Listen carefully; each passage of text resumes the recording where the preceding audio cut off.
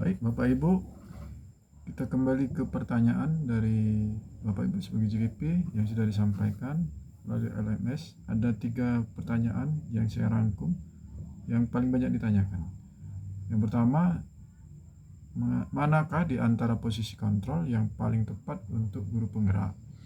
Yang kedua, apakah budaya positif yang sudah guru terapkan akan bisa 100% mengubah perilaku dan sikap anak? Yang ketiga, cara mengatasi kesulitan dalam penerapan budaya positif di sekolah karena pada dasarnya sifat anak-anak di daerah timur berbeda dengan anak-anak di bagian barat.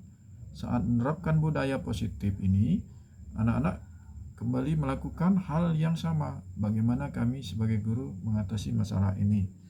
Ini pertanyaan yang sering ditanyakan atau paling banyak ditanyakan.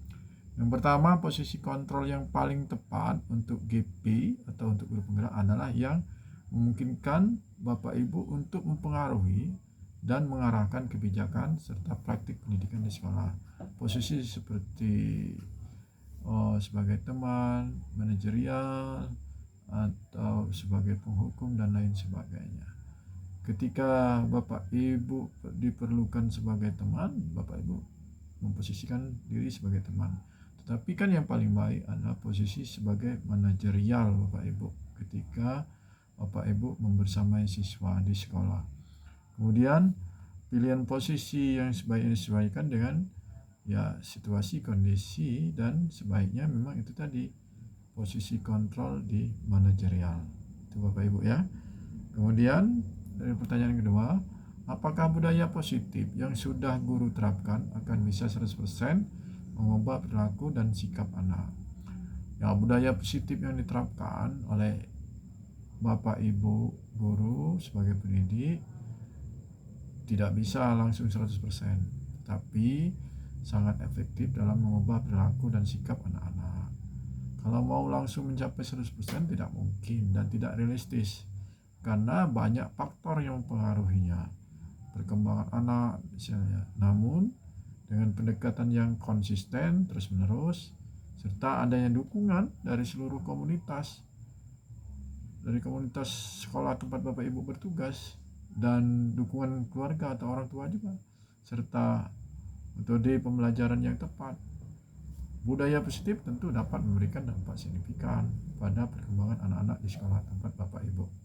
Jadi sekali lagi tidak bisa langsung dikatakan perubahan mencapai 100%, tapi harus bertahap Bapak Ibu ya. Itu yang pertanyaan kedua. Kemudian pertanyaan yang ketiga, cara mengatasi kesulitan dalam penerapan budaya positif di sekolah.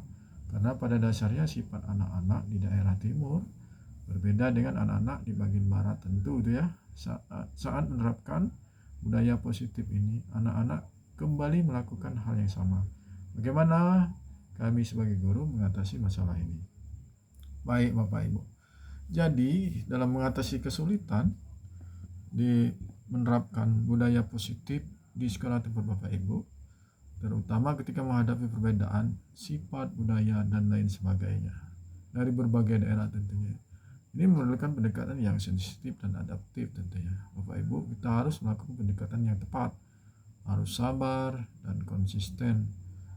Tantangan dalam penerapan budaya positif pasti dapat diatasi. Kunci utamanya adalah memahami konteks budaya lokal. Misalnya beda antara dari timur dengan di barat. Dari konteks lokal itu harus kita pahami terlebih dahulu sebelum melakukan tindakan. Kemudian yang paling penting juga adalah melibatkan semua pemangku kepentingan di tempat sekolah kita berada, dan terus secara terus-menerus melakukan evaluasi serta menyesuaikan strategi yang digunakan. Apabila masih kurang tepat, tentu harus kita sesuaikan supaya bisa mengatasi kesulitan-kesulitan dalam penerapan budaya positif, sehingga dengan ada evaluasi dan perubahan strategi itu, budaya positif akan bisa diterapkan dengan baik di sekolah tempat Bapak Ibu bertugas.